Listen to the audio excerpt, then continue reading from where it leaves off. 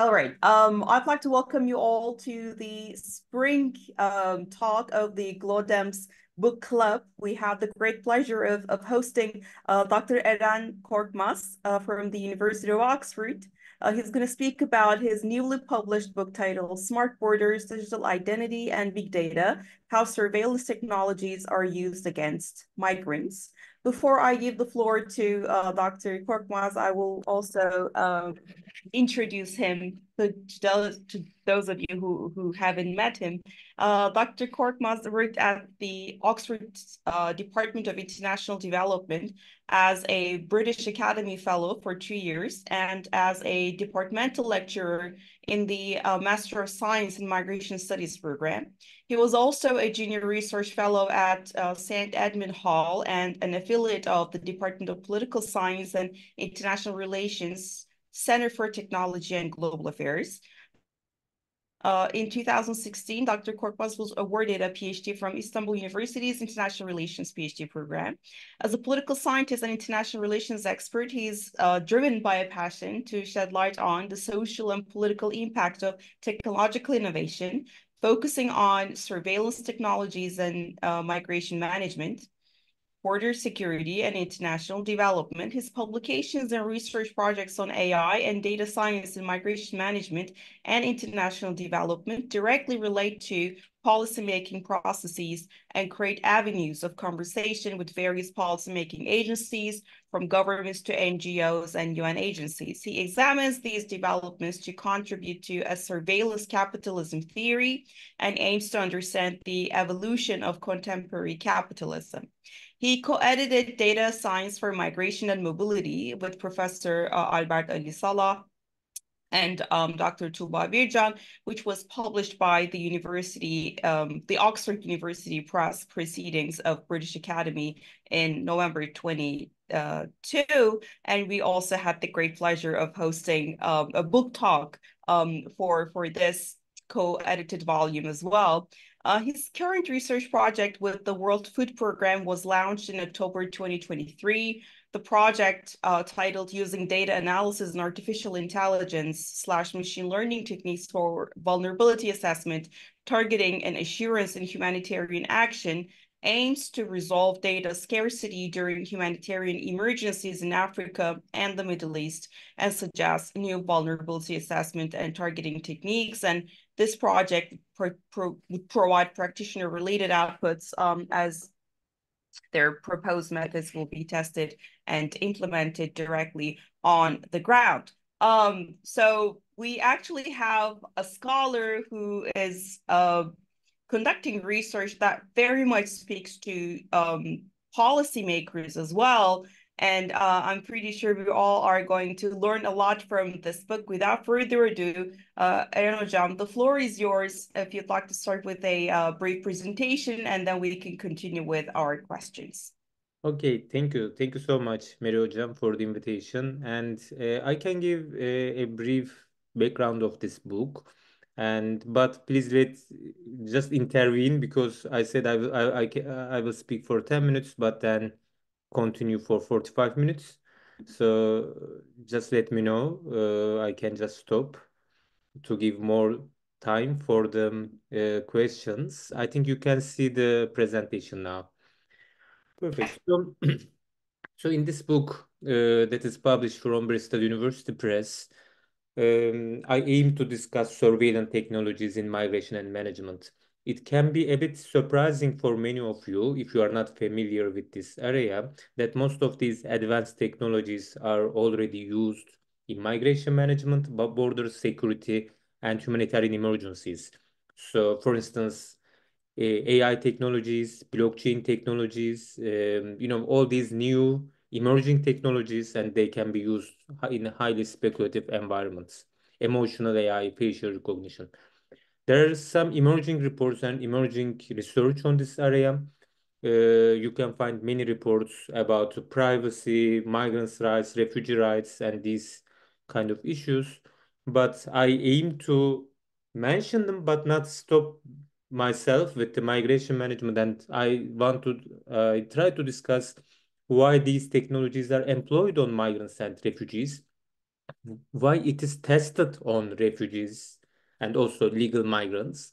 And so what could be the outcomes for the society? So I don't want to limit myself with the migration management and humanitarian emergencies, but I want to discuss the future of technology in our lives in general and the evolution of the contemporary capitalism. So because these the biggest players of the capitalist system is have been investing in this area. So when we discuss about these new technologies and its impact on the society, I divide these critical theories, critical approaches into two. The first is the reform-oriented approach. This is my definition. And the second is the structural analysis. And when I say reform-oriented approach, you can see, many NGOs or academics uh, or political movements who are trying to understand the problems and created by these new technologies, discriminations, privacy-related issues, and then they are trying to offer solutions. So more privacy, more crypto-oriented, more secure, these type of solutions. And there are so many startups and entrepreneurs on this area as well. And there are also structural analysis who is trying to understand the long-term impact, who is focusing on the big picture, and who tries to understand the future of humanity. So it can be about the future of workforce, future of labor, or future of warfare. What kind of battles we will face in the near future, and the role of capitalism. So I benefited a lot from these reports on reform-oriented approach, but I also try to show the big picture, a more structural analysis as well. But I want to begin with a kind of a metaphysical approach to AI and blockchain. This is something very hegemonic on this area. So the first reason for the metaphysical approach, and I will focus on the AI. We can discuss about blockchain, but AI is more important about our topic. So in general, people tend to accept that AI is objective. You can hear so many reports or comments. Okay, we don't trust our politicians. Let's AI governance. You know, or it's if you are fired by your human resources manager, you can blame him or her. This person is against you, and then you can go to court. But if you are given an AI report about your performance, and so for that reason you are fired, then you are more likely to accept it because there is a kind of an evidence there, a scientific evidence. It's neutral, it's objective. But this is not reality. So these AI analysis do not represent objectivity or neutrality. Um, I will come to this in a moment, but the second, I think the reason is because of the technical complexity. We don't even know how these AI work. We cannot understand it. And if it is even very difficult for computer scientists to explain neural networks, for example, how they work, how they operate. So this complexity also um, gives that impression that AI is objective or neutral. Another example could be, when there is an human rights abuse on the borders, we can blame, for example, racist border agents. But when these refugees or migrants are rejected by an AI analysis, like kind of a lie detector, we tend to believe, okay, this could be true. So that doesn't create a big problem. So I think there is a kind of a metaphysical approach here, but there is also another reason for this metaphysical approach because AI is in a very simple term, is an advanced statistical method. So it gives you a probability. So when someone is lying or not, it is like 80% it is lying. Or, when you ask a question to AI, the answer is under normal conditions, based on the past data or the real world data, the future will be in on this way. So it predicts future based on the data from the past or the real time. So it's real time. The next second it's the past. So it is still a kind of a probability.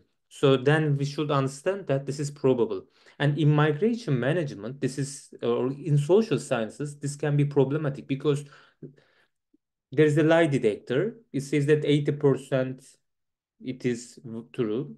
It gives the right answer, but 20% is a big number for asylum applications. So we cannot, so we cannot ignore it. Or, for example, for crime prevention, or um, predicting rebellions or social movements. So these are very sensitive areas. You cannot just uh, impose AI decisions on people. You cannot imprison people. So this is the issue. So that so in migration management, we observe, as I said, most of these applications. So there's so many big issues related to big data analysis to understand what could be the future. Risk assessment is another issue. So you can categorize migrants, refugees based on their nationalities, ethnicity, religion, gender. But this could be a problem if you think that, for example, all Afghan young males are same, that this is a big problem. Or all Turkish software developers are like this. So, but the AI does this. It is a kind of, it's a normal working method of these systems. But this doesn't mean that we can reach out conclusions based on AI. Um, so And one of the arguments in my book is most of these technologies are not just related to migrants. So it's not just about protecting the migrants' rights. I don't think that we can oppose these technologies if we want to oppose, of course, but based on the asylum seekers' rights or the refugee convention. That doesn't mean a lot, in my opinion. But because the idea to test all these technologies and develop these technologies is wider, so it has an impact on wider communities. If we do not oppose lie detectors for refugees and migrants, then we will see these lie detectors everywhere in our schools, in our workplaces, in the police stations, in the near future. So if they can develop these robots for border security, we will see these robots in the warfares in the future. Then that will change the all our expectations, or the peace, for example, that we want. um, so these will have important consequences for the wider community. So these are tested, these are pilot projects, but it is not just designed or implemented for only migrants, but it is tested on them because they they don't have much protection, legal protection. So I discuss it from a surveillance capitalism perspective. Surveillance capitalism is a concept. I based my discussion on the Zubov's book, and she discusses as a business model of Silicon Valley companies, and she tries to understand how, for example, Google reached to a monopoly position in a very short period of time. So it's based on the surveillance capitalism business model. We can talk more about this, but the basics of this model is you just collect so much data from people, you categorize people, and then you show marketing ads to people. So if you are looking for a shoe, then you receive all these ads about shoes or prices. So this is the basics, a kind of a marketing model.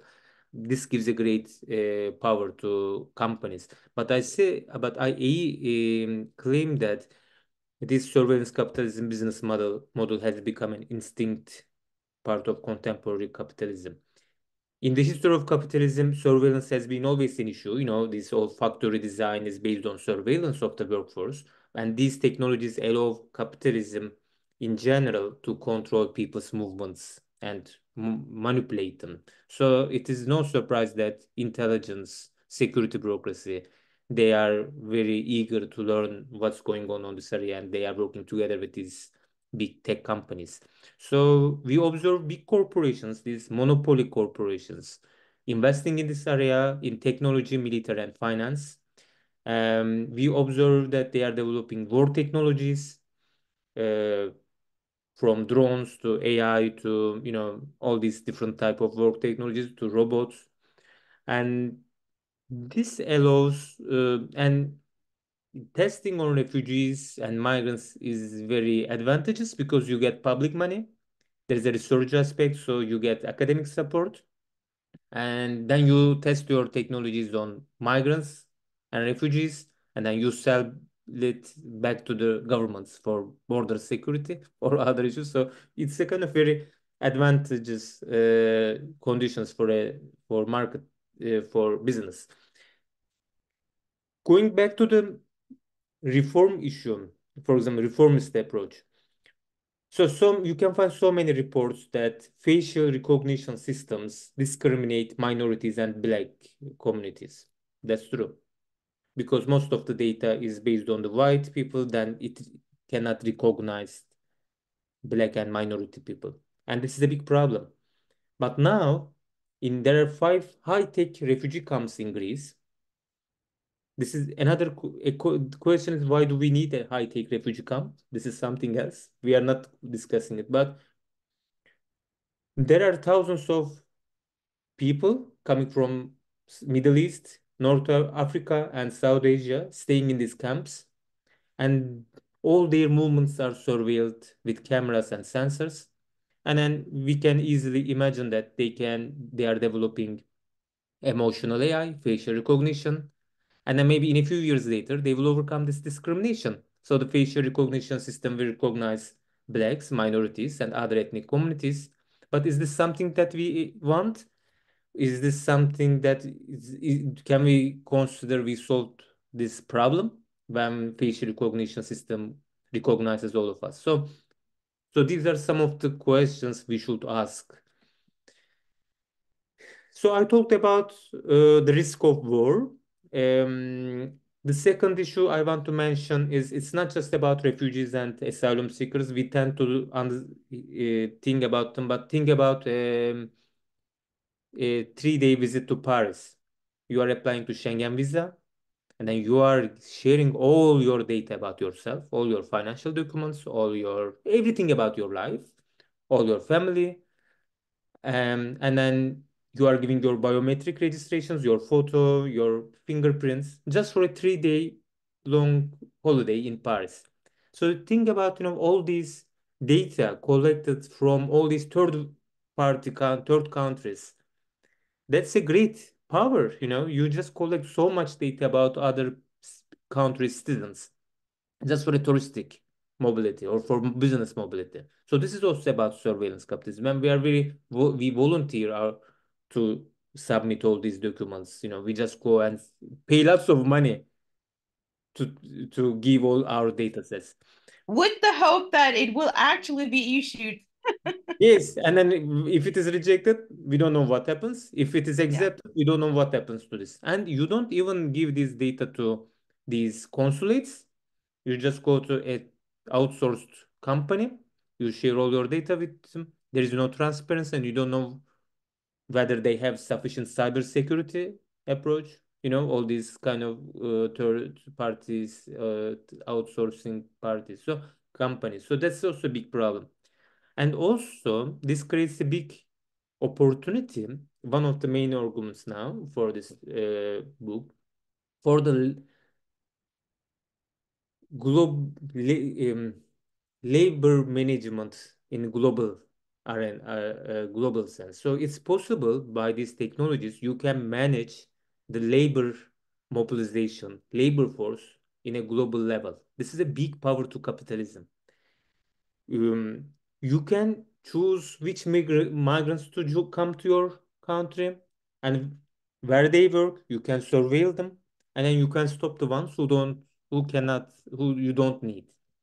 So this is also related to labor migration. We cannot just limit ourselves with human rights, but we should discuss about labor market structures.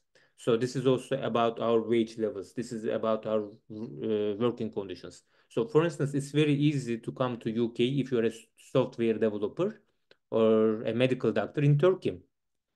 It's very difficult to take a tourist visa from Britain, but if you are a doctor and or if you're a software developer, if you pass a few exams and if you get a job offer, or even if you don't have a job offer, you can just come to the UK. Thousands of people came. But if you are a low-skilled worker, you cannot come to the UK. If you are an academic, it is easier. This is similar for the Netherlands or other places. If you are a peasant in Nepal, you can easily go to the Gulf to work in a construction industry. It is acceptable. You can just go there. It's very easy. But if you're a student in Nepal and if you get acceptance from Oxford University, it takes 4 or 5 months to get the visa, and it's very difficult. I had some students who wrote dissertations on their own experiences. You know, they have to sell their farms, they have to go take all these documents because in the global division of labor, we don't need Nepalese to work in high skilled jobs. We want Nepalese to work in construction industry. When I say we, I mean capitalism. It's not we. But this is also similar about when you look at the Turkish economy. The Turkish manufacturing industry needs migrant workforce. So it's very easy for if you are from Pakistan, Iran, Syria, come to Turkey and work in a textile company or work as a shepherd. All these technologies are employed in the Turkey-Iran border. I never think that they are not detected, but they are allowed to pass because Turkish economy needs this labor force. We can discuss about politics in a different discussion, but they don't sleep. These people don't sleep on the streets. They just find a job. They just find a housing. There is a kind of a mechanism and Turkish industry, manufacturing industry, but also Turkish upper middle class who needs domestic labor. This is something in favor of Turkish bourgeoisie. You know, so in textile companies, in agriculture, in all other different parts of the economy, you can see a big migrant labor force. And because they are informal, because they passed, they are irregular, they don't have any protection. When they create any problem or when they have a bit more demand, they can be deported. So they're always under threat. So they just work thousands, hundred thousands of people actively working in different parts of the country. If you go even on the top of mountain, you can find an Afghan shepherd. It's very easy. So these people can find it very easy because they can ask. But when these people want to move to Europe, they are stopped because Europe doesn't need this. So we should also discuss it from labor market perspective. Why? Because when we discuss just about these border technologies, for example, you can blame these military companies, you can blame some technology companies like Palantir, that's not good. That's against migrants' rights. But you don't think of blaming H&M, Zara, or other high street brands, for example. But they are benefiting from these technologies because in their supply chain in Turkey, hundred thousands of migrant workforce is employed, and they are benefiting from this. So the capitalism in general need these labor forces, and they can design which kind of labor force or which nationalities should work in which areas. So if you're a Filipino woman, you are not expected to work in a senior level. You should be a domestic worker. Then you come to Turkey, Italy, Canada, all other parts, and then work in the houses of upper middle class families. So these technologies allow countries or capitalism in general to detect these migratory movements, manipulate them if necessary, measure their skills, and then allow them to pass or not. This can be formal or informal, legal or illegal. You know, in Turkey, it's like the irregular labor migration is coming. But if you're a software developer, you can come to the UK as a legal resident in a very easy way. But this also changes the industry's profile as well. So I will stop in a minute just to give a brief background about what I discuss in this book. So first I discuss surveillance capitalism, labor migration, or global steering of the working class by capitalism in general. Then I discuss big data and migration, how data is collected, how it helps surveillance, and some ethical issues. And I discuss two main issues on academic literature. There are some kind of optimistic views who thinks that big data could be beneficial for people or migrants, so we should be use it. And some of them are more pessimists who thinks that big data cannot be used in favor of migrants and refugees. So this is a discussion. But the main issue is this is a corporate agenda. All these big tech companies are, or financial companies, or the states, or in security bureaucracy, the different elements of capitalist system, they have this agenda to collect data from migrants and test or train their algorithms based on these data. Smart borders are highly criticized in the academic level, but they're also developed by many academic research projects. It is it has different consequences. So, for example, after receiving the British citizenship, I am very glad because I can pass the borders very easily because there is smart border. I just show my passport and can leave. I don't wait hours on the queue. Or some forms of people's mobility is taking advantage of smart borders. But same technology is used to kill many people in the Mediterranean. So that's also important. So these people can be detected in the US-Mexico border, on the Mediterranean Sea, before they arrive to the border. And then they can be stopped, they can be killed, or they can be captured by the so-called Libyan Coast Guard. So, for instance, there was a news last week that a group of Palestinians from Gaza, they were pushed back by the Greek authorities. Even Palestinians cannot seek asylum. This is, they are under constant bombing for the last 5 months. And if there are some people who needs refugee status, these are the Palestinians. And you cannot seek asylum in your own country. You should go to another country. So they have all the right to cross border and ask for asylum. But nobody cares about this. The labor market engagement or that capitalist interests are very important, so they are stopped. They are pushed back.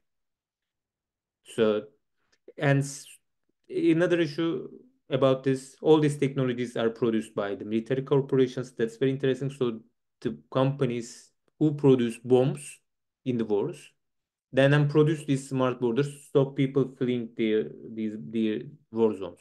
And they test all these technologies. So all these, for example, it was a kind of a scandal when in the a military fair in London, the Israeli arms companies marketed their technologies that they are tested on people in Gaza. It's successfully tested. We surveyed Gaza, so it shows its success. Then, okay, so the UK and some other countries bought these products. So the third issue I discuss is the digital identity and migration. So I think one of this book's contribution is I link all these different technologies with each other and show that they are all serving to the surveillance capitalism. Because digital ID is supposed to be pro-migrant, pro-refugee for their financial inclusion. So you need an identity, of course. So with that identity, you can go and receive aid, receive services, open a bank account, you can have a SIM card. So you need these digital identities. But smart borders are to stop migrants.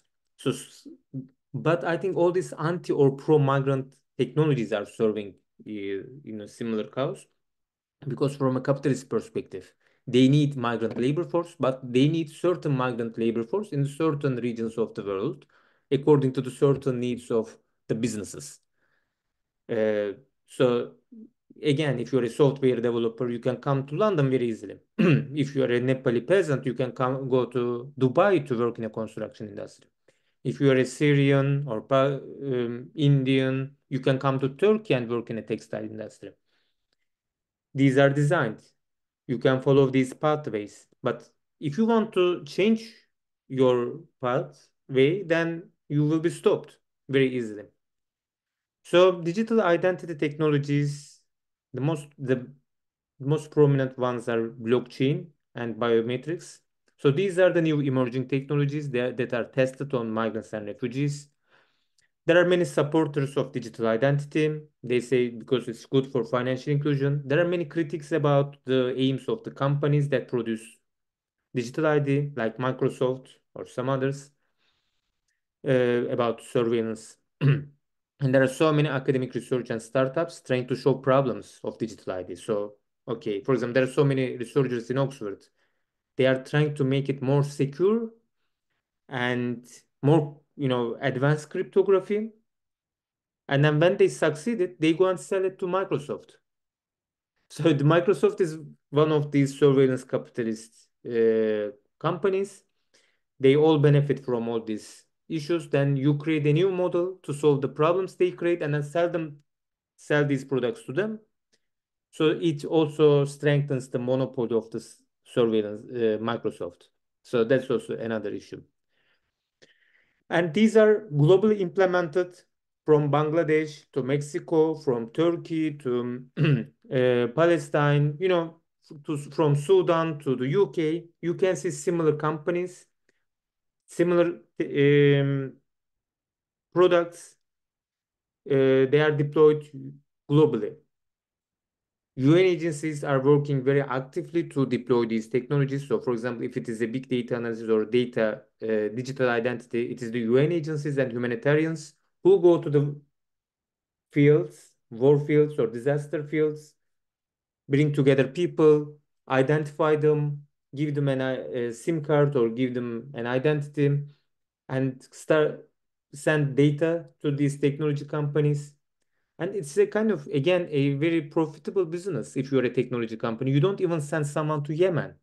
These people go there, humanitarians, they collect data, send them to you, and you get all this data from untouched communities that you have never accessed. So you train your algorithms, you send some money, then financial organizations, financial institutions come into the play, MasterCard, Visa, or different financial institutions, and under the name of supporting refugees, they are also testing their technologies.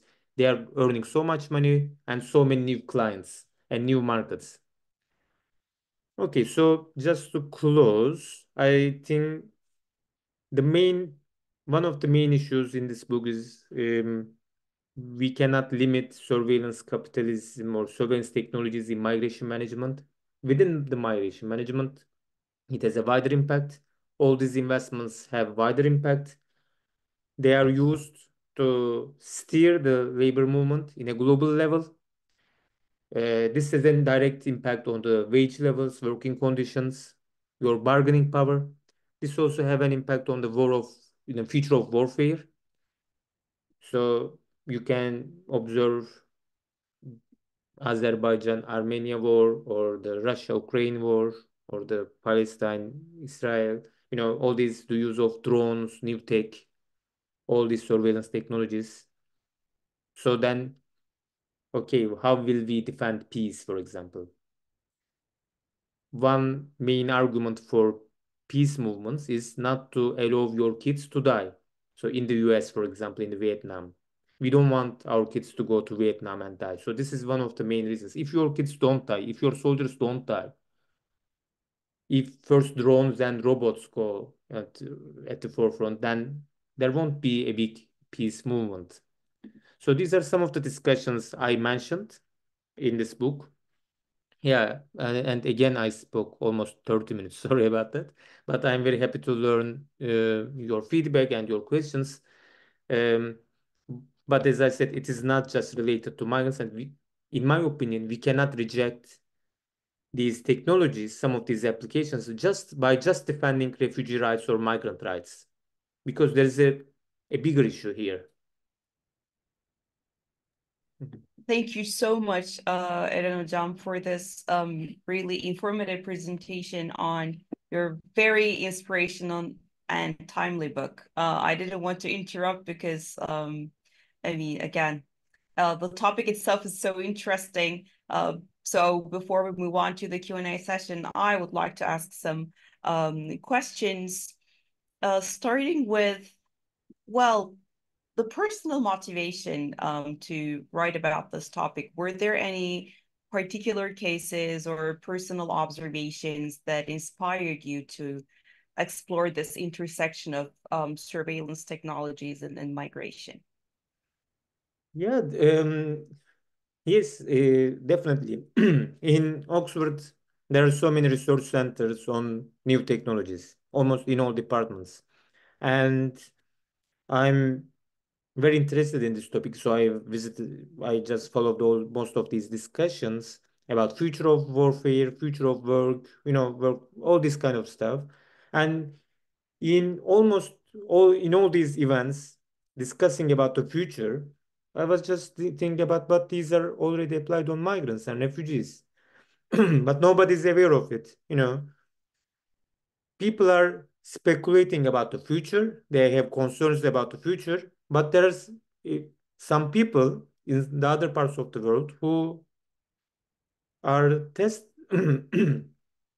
who are feeling what these technologies are doing, like blockchain in Kenya. At that time there wasn't any internet in these some regions in Kenya. There wasn't any blockchain expert. So why are you insisting on sending cash transfer to by blockchain to Kenya? Why? Of course, there are some reasons.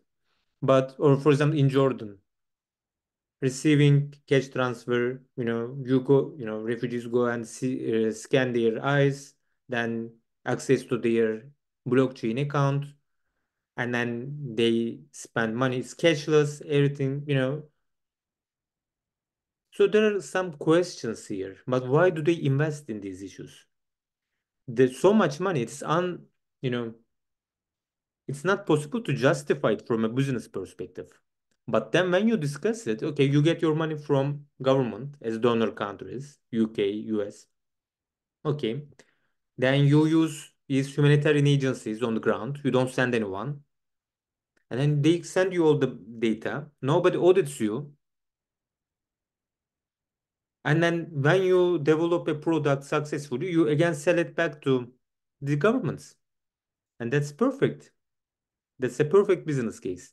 And it has an impact on our future, because it's not just designed by these companies, but I define it as a kind of an oligarchy, a small group of people from security bureaucracy, intelligence bureaucracy, financial institutions, and these tech and military companies. They have these kind of lobby groups in the EU and US, and they just promote all these kind of issues. They say, okay, we should digitalize the identity. Why don't you give people a plastic identity? Because it can be you know used in many different occasions, so there can be fraud, or kind of. But okay, you can digitalize it, but when you digitalize it, why do you collect all the data about these people? It's not just about the foundational ID here. It's not just about recognizing who you are. It's also about collecting all the data about yourself, all the aid, all the SIM cards, all the transactions, all the certificates, educations, and there is no end date, so it's like forever. So these are some of the questions. So I wanted to raise, okay, this is a problem in the migration area. And many migration scholars are they are social scientists, they are not tech savvy, so they face difficulties to understand what's going on. So I try to bridge these two different approaches. Thank you, Hocam. Another question is regarding the ethical considerations. I mean, considering the ethical dilemmas posed by the use of surveillance technologies against migrants, what ethical frameworks or guidelines do you believe should be implemented to protect the rights of these vulnerable groups? Um, yeah, it is a bit difficult to discuss to come up with some solutions because I also felt that all these reports and this reports discussing it from a refugee rights perspective is not sufficient.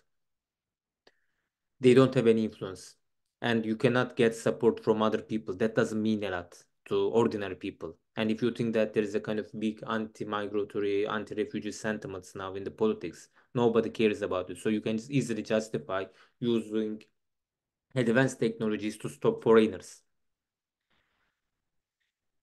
But it doesn't stop one from one perspective. It stops some certain groups of migrants, but also allows the other ones. So is UK hostile to migrants? If you are an asylum seeker, for definite, it is true. But if you're a software developer, they are very welcoming. You get all the residence work permits. If you get the talent visa, there is no any obstacle. You can work very freely. You can get all the government support if you need. You can have your education here. So this changes, these experiences. So I think it's important to discuss uh, why these technologies are developed, why they are tested, and could have a kind of a broader front to challenge them. So it's not just the ethics for the migrants, it's ethics for all the society. And even discussing ethics and privacy cannot be sufficient because there should be an approach to the evolution of the contemporary capitalism. Uh, so I think these are all linked, to defend the peace, to defend the working conditions, or defend a better life. All these are related to what these people face now in these islands. But it's if you just discuss, okay, a few hundreds of South Asians or middle people from the Middle East, they are just put in a camp in Greek islands, nobody will oppose it. If you are not just a refugee rights organization, you won't be mobilized. If you are not their families, you won't be mobilized. And maybe most of these societies will support, you know, these issues, but these are not related to these people. And we should have concerns about this surveillance capitalism approach, um, which has become a kind of a dominant or an instinct feature of contemporary capitalism. We should not accept to be surveilled and all our lives because it's not just surveillance. Why do you surveil? You have an aim to surveil people, and this is for more profit, manipulation, control. So these are the outcomes of surveillance. Um, so shall we accept these? So it's going to a very dystopian approach. Thank you, John. By the way, as I'm using the moderator's privilege to ask the questions I have in mind, I actually invite all our audience who had some questions to ask to just type them in the Q&A box. I will read them out loud after I'm done with my questions. Mhm. So in a way linked to the question regarding the ethical considerations, in your research, did you find any countries or regions where surveillance technologies have been applied in a way that could serve as a model for others in a positive way? Mhm. Um, yeah, as I said, for example, if you have one of these biometric new passports, you can cross borders without any issue.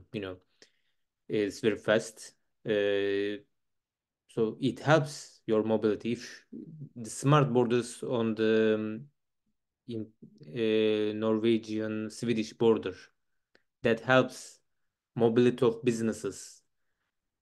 Very, So it seems to be working. So we cannot just fight with these machines. We cannot fight with these tools. These are production tools. And but we should discuss who owns them and why they employ them, what the main targets. So as I understand, these technologies provide huge opportunity for more profit um, for the industries. So it's not just about this. If you take and military companies, we tend to target. For example, you do not target H&M for migrants. You know, there are some campaigns for their labor rights. Okay, but there also H&M seems to be very supportive of migrants. They have so many CSR projects, but H&M benefits from these migratory movements. So they can work with thousands of suppliers in Turkey who employ these migrants. Some of them are formal, some of them are informal, but it decreases the wage level, of course. It provides precarious working conditions. Again, if you think, so it's not just about these a few companies or if you bureaucracies. So, for example, let's think about domestic labor. Now, even in Turkey, many upper class or middle class families depend on domestic labor from Philippines, from Central Asia, from Balkans, and they are all informal. And it's a very normal issue to confiscate their passports. They are so all this kind of stuff. So it becomes very normal. So if you have a small land in the Black Sea region, then you can ask for an Afghan or Georgian or Syrian worker to collect the products, for example. If you have some animals, you can ask an Afghan shepherd to work on it. So this is not just about a few companies. So it has an impact on the society. Some of them benefit from these migratory movements. If you send, for example, all migrants and refugees from Turkey, this is something that has been discussed in politics. I'm sure first these manufacturers, um, landowners, they will oppose. One additional question for me. I didn't research it, but I wonder, for example, from the last presidential election, before the second round, when Kılıçdaroğlu started to talk against refugees, how much percentage of vote he might lose in the rural areas? I wonder, for example, about that. Did he bring new votes or did he lose more jobs? So if I have a landowner in Niğde or Ordu, I wouldn't want them to go. Maybe I won't say this openly. Maybe I can also talk against migrants and refugees in my daily life, but I won't because, they are, that's very profitable for all these people. And these people are not these big capitalists. These are small landowners we are talking. So it has some kind of a support from people, but it is better for all of them to oppress and stop any kind of demand from these people. So because if they have any kind of demand, you can easily ask gendarme to send them back. So this is very profitable. So we should talk about this migration management, and we should discuss the role of these technologies on labor market. Thank you so much, Hojam. So we got a few questions in the Q&A. So I will save my questions for later, and let me read them out loud so those of you who are watching the recording can also tune in. Aybar Saçıkara is asking, this is irrelevant, but how should we explain or interpret the labor and migrant exploitation considering the left and right-wing policies in their classical terms?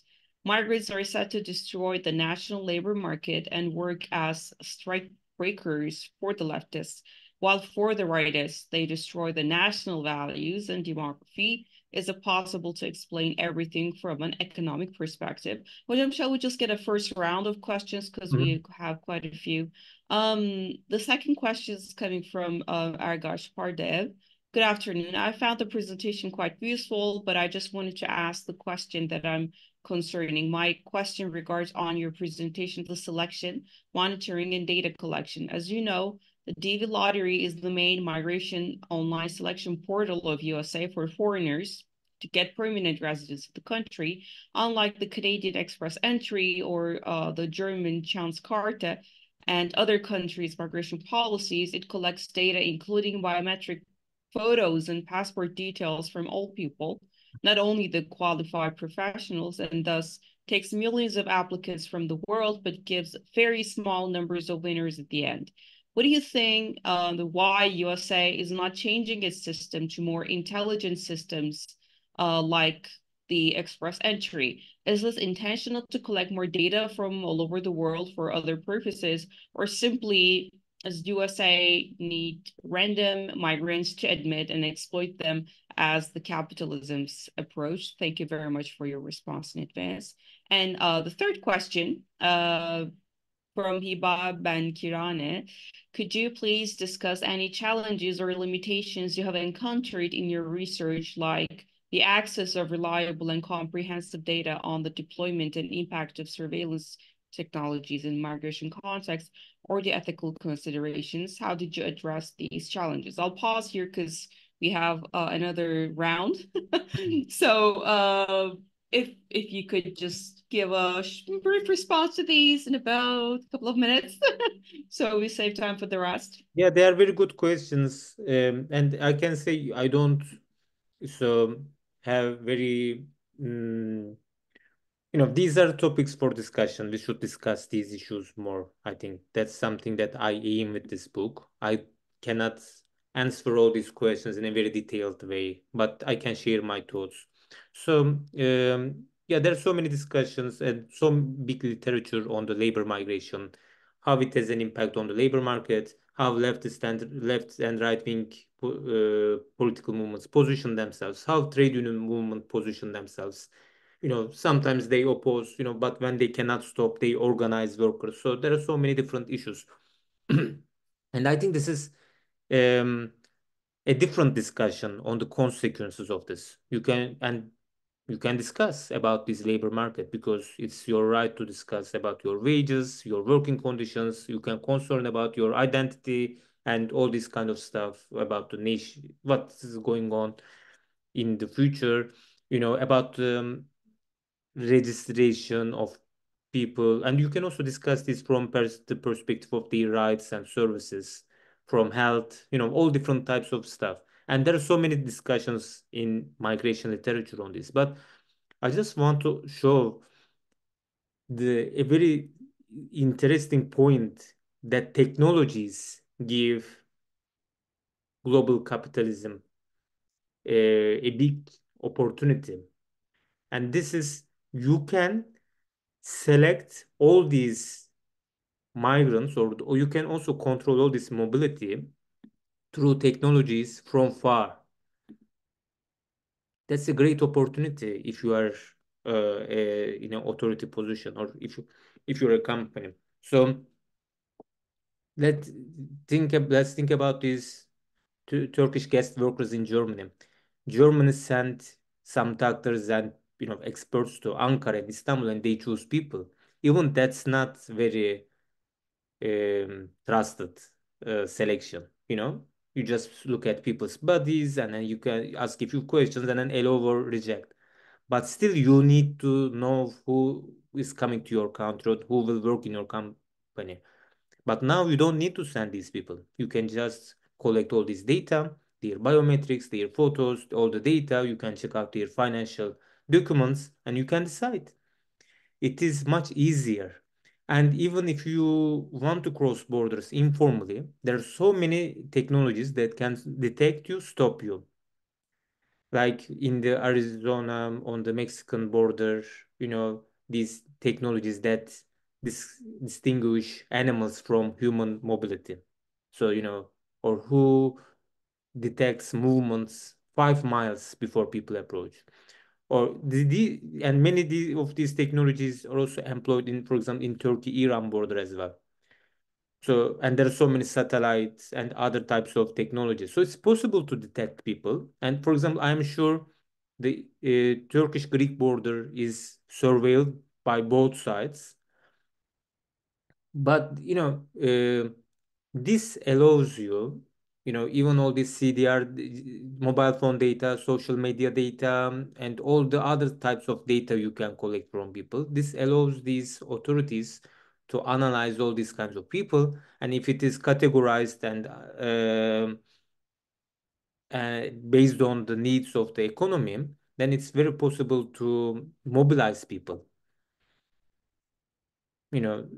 It's not coincidence that suddenly Germany, the Netherlands, and the UK are accepting Turkish software developers and medical doctors while rejecting many people for tourism purposes. This gives that power, and this is the technology, and this data analysis gives that power. You don't have to rely on these border agents or these people. So I try to show that power. Most of these projects are secret. It's very difficult to find data. You cannot go and ask border agents or military corporations what's going on.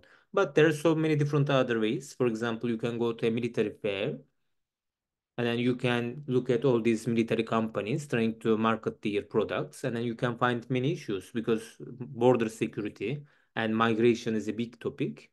And you can find out many AI models, robots, or drones to stop migratory movements. And it's very easy to imagine whether these could be used for other purposes, for war or other, for military purposes.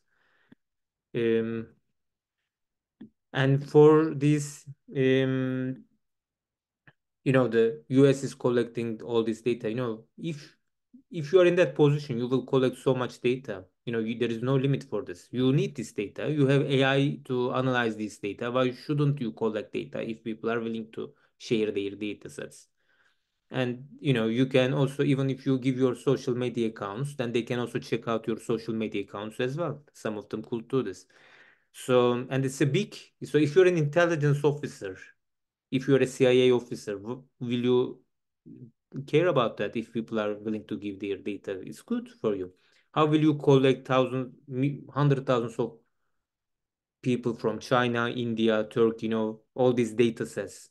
You can understand their financial situation. You can check out their bank statements. You can know how many banks, how much money they have in these banks, their houses, properties, their diplomas, all this type of stuff. That's a great power for them. And if you are willing to give this and pay money on this, and then if you want to share if you share your biometrics, and if your state doesn't uh, protect you from, or doesn't take an action from a diplomatic perspective to stop this data collection, they will collect it. Um, and then you start giving your data to some marketplaces, airline companies. So, how much data, if you can collect is better for your AI trainings, AI modeling. So that's an issue. So that's, I think, something, uh, why should they stop collecting data from people? So we are talking about is legal residents or business purposes or tourists as well. So it's not just about asylum seekers trying to cross borders. Yeah.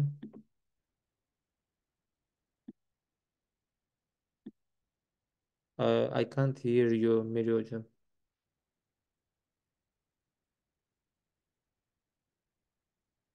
No.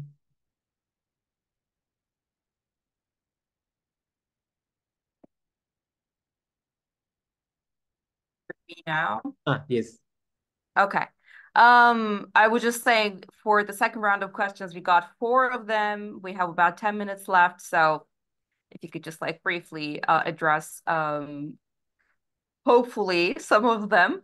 I'm just gonna read them out loud. Ibar's asking a second question, but let me start with the others because I already actually asked this first question. Barka is saying, first of all, Thank you for your speech and for being here with us today. We see that AI use and surveillance technology could actually be employed for anti-migration policies, but I wonder, could they also be employed in the practices in which people are ensured to seek asylum and migrate safely, or are there any such examples that are already being practiced?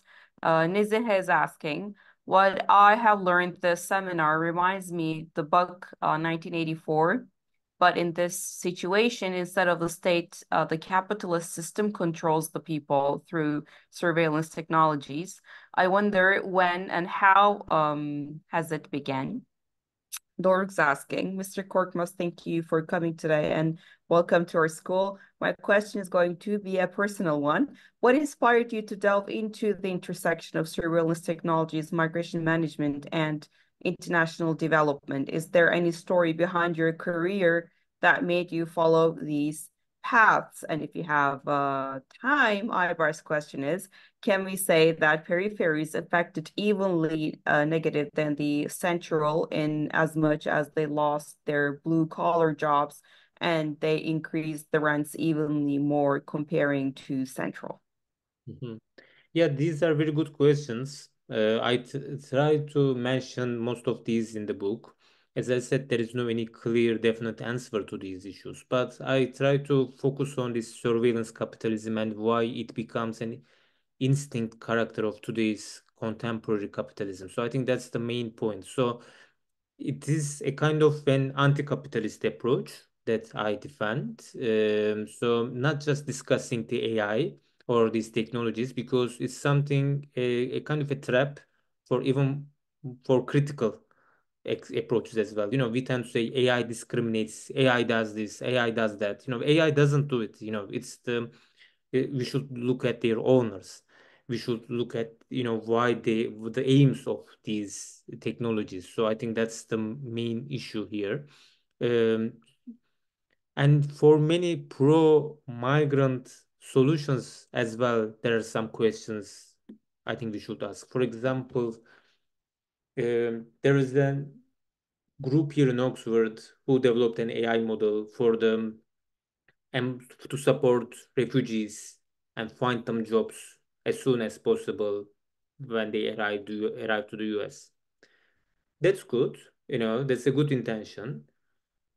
But so you collect so much data from refugees, you want try to understand your skill sets, then you collect data from the local authorities in different parts of the US and you understand their expectations. So some of these small towns, they want couples or families, they don't want single men, some of them want other kinds of issues, and you aim to employ them in the next 90 days, and it's very successful, and that's perfect.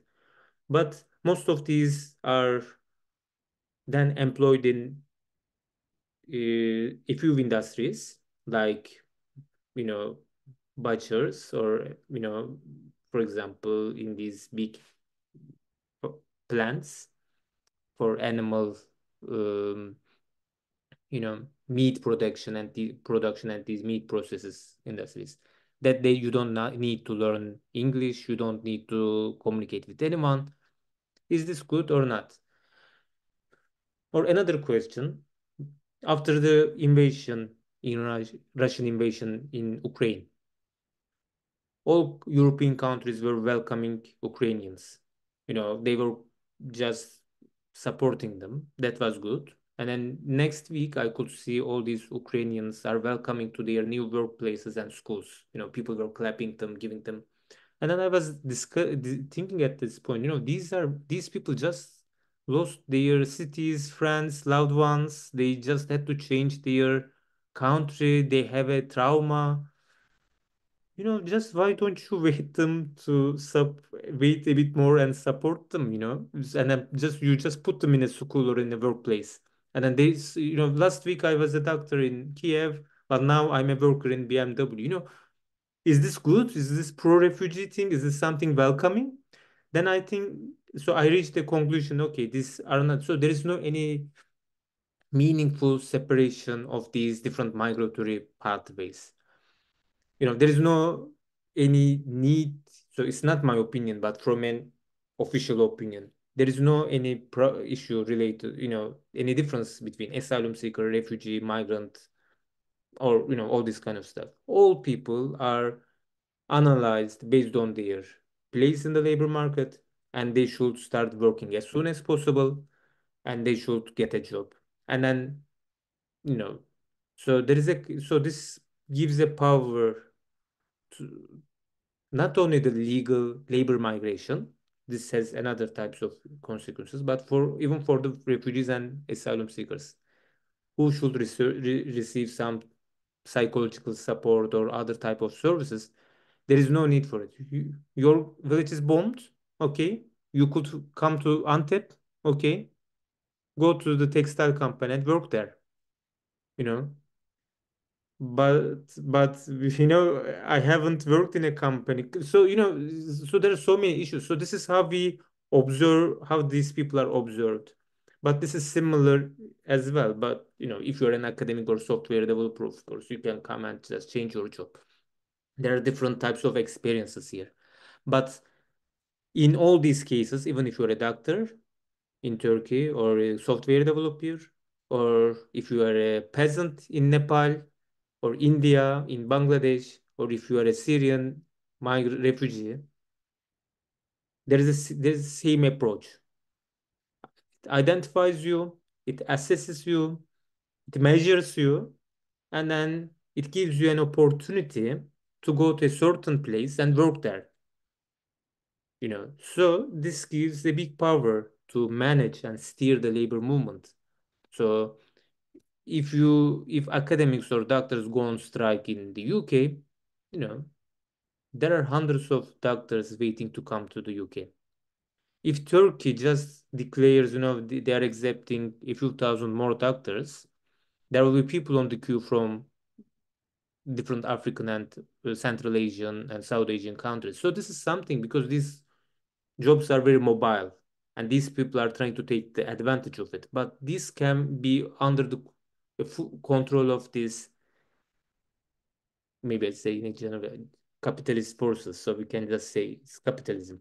So that is the main aim of this surveillance capitalism. It surveys, analyzes, measures, and then allows some to pass and stops others. I think that's very important area that I try to figure out. And as I said at the beginning, there is no kind of a personal story, but I could see that people are discussing about future, but it already happens on the people now, so they are not aware of it. So the migration scholars cannot explain what they observe, and other, for example, labor economists or futurists or others don't know what's going on migrants. So they just talk about the future of 20, 30 years later, but it is already happening. So that's, I think, the main issue. Um, like last example, UK is the leading force in AI development in the world.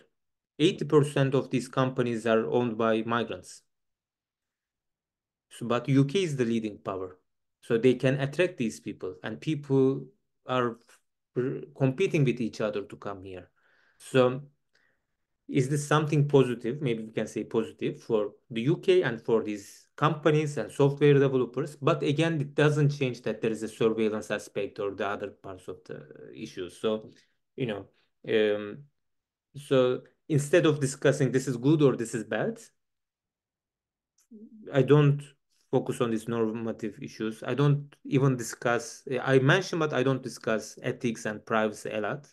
But, we are seem to be in a privileged position working in Oxford University, for example, but still all our data is surveilled. That's something different, you know. So we should see this. So then it's maybe easier to discuss the capitalist interests. Sometimes it's helpful for you in your daily life, for your career path, but sometimes it's against you. Thank you so much, Eren Hocam. Again, I mean, I have some other questions, but we can always, of course, discuss that later. Um, I also would like to thank our audience for being engaged with the discussion session. And I obviously invite everyone to read this really thought-provoking and very timely book. With that, I'll stop recording. And again, those who are watching the recording can feel free to email Dr. Korkmaz if they have any questions. Again, thank you so very much.